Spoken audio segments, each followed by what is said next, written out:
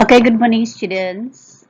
Now, today, this is Iim and Mrs. Echa want to learn you about the recount text. Hari ini kita akan belajar tentang recount text, yaitu menganalisis fungsi sosialnya, struktur teksnya, dan bagaimana unsur kebahasaannya. Nah, ini adalah salah satu contoh dari recount text. Judulnya adalah Hari Pertama Awan Pergi ke Sekolah. Begini ceritanya. Awan ingat hari pertama pergi ke sekolah. Itu sangat memalukan sekali kejadiannya. Pagi hari, Awan bangun jam 6 dan dia merasa terlambat. Maka dia cepat-cepat mandi, gosok gigi dengan terburu-buru. Kemudian sarapan pun tidak, karena dia takut datang terlambat di hari pertama sekolahnya. Pada jam setengah 7, dia sudah berlari ke sekolah yang memang dekat dengan rumahnya. Dan jam 6.45, dia sudah berada di depan sekolahnya, tapi dia tidak melihat siapapun kecuali Pak Dahlan, yaitu satpam sekolah. Setelah itu Pak Dahlan bertanya, "Apa yang kamu lakukan pada hari Minggu pagi?" Kemudian Awan menyadari, ya Allah, ternyata dia datang ke sekolah sehari lebih awal dari seharusnya. Akhirnya dia kembali pulang. Di rumah orang tuanya tertawa dan berkata, menanyakan, "Apakah kamu sudah jogging pagi?" Oke, sekarang kita jawab ya beberapa pertanyaan dari recount text tadi. Nomor 1, jam berapakah Awan bangun? Tadi jam berapa? At 6 o'clock ya, pada jam 6. Berapa lama perjalanan dari rumah Awan ke sekolah? 15 minutes. Oke. Who is Pak Dahlan? Security. School ya, a school security. Pada hari apakah peristiwa itu terjadi? Ternyata on Sunday ya, hari Minggu. Why was it embarrassing moment for Awan? Mengapa hal itu memalukan bagi Awan?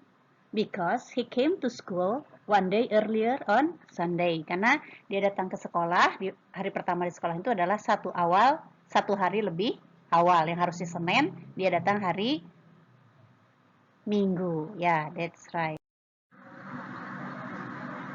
Nah, dari recount text tadi, kita akan belajar 3 hal, yaitu fungsi sosial, generic structure, dan unsur kebahasaannya. Ya. Untuk social function, apa sih social function? Yaitu mengatakan kejadian-kejadian di masa lalu dari pengalaman-pengalaman berdasarkan kejadian yang kronologis ya, berurutan. Kemudian generic structure, yaitu susunannya, terdiri dari 3. Ada orientation, yaitu kalimat perkenalan. Kemudian events, yaitu urutan dari kejadian. Reorientation, yaitu kesimpulan, conclusion. Dan language features, yaitu unsur kebahasaan menggunakan orang pertama, orang kedua, orang pertama, orang ketiga ya, misalnya I, she, he. Kemudian ditulis dalam bentuk past tense, masa lampau, dan menggunakan time sequence ya, keterangan waktu seperti last month, bulan lalu, yesterday, kemarin, dan selanjutnya.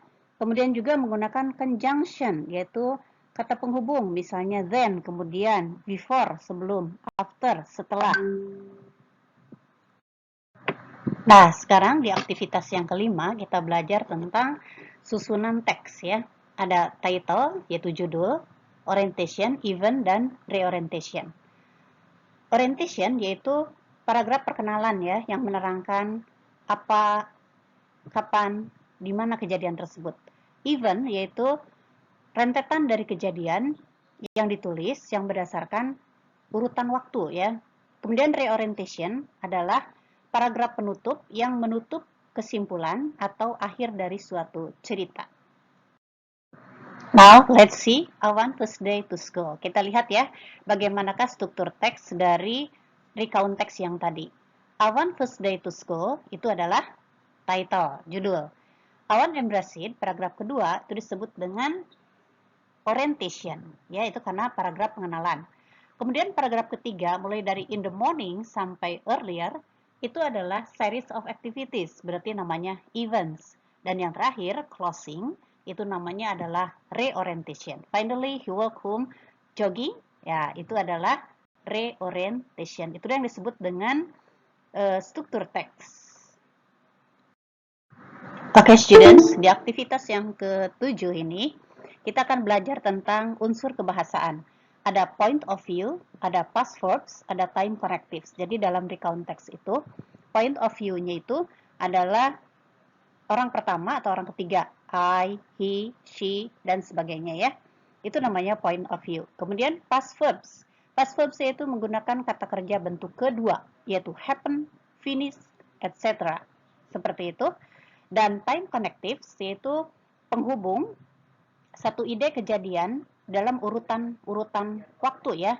Jadi kita caranya menggunakan penghubung waktu, misalnya first, pertama-tama, then, kemudian, after, setelah, before, sebelum, that, yang, finally, akhirnya.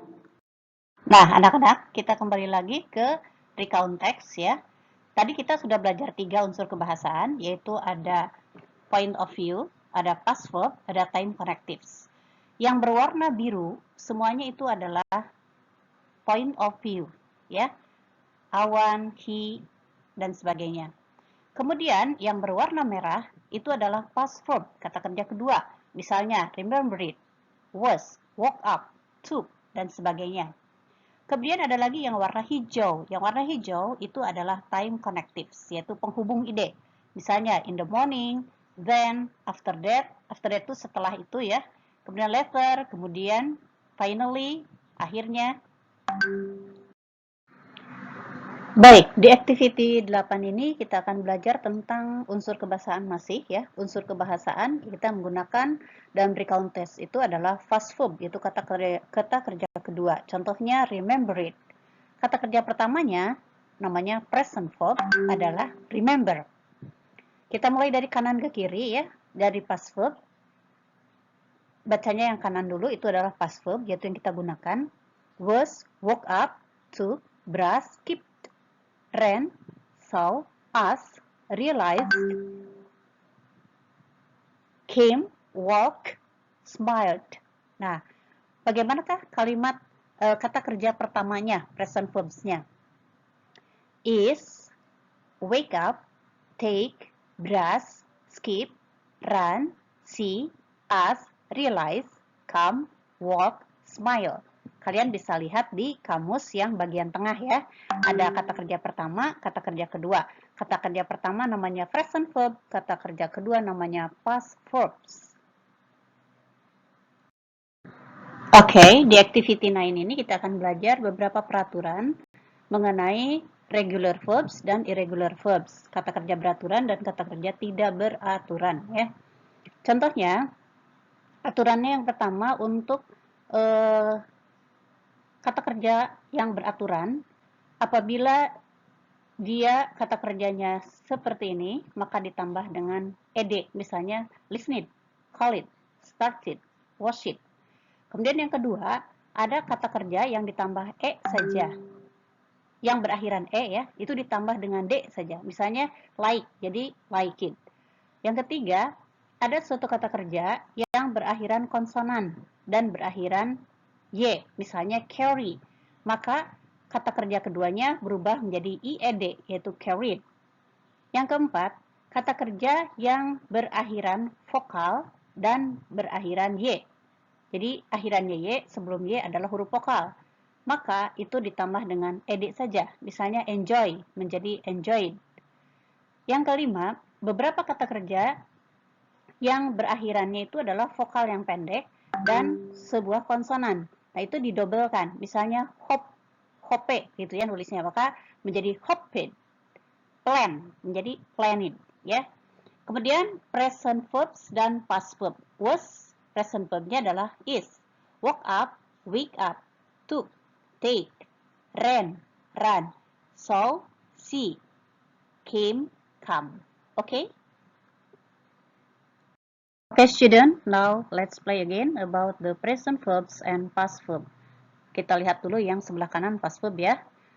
Could, did, felt, gave, had, helped it, made, played, practiced it, prepared it, remembered it, agreed, wanted, was, went, were.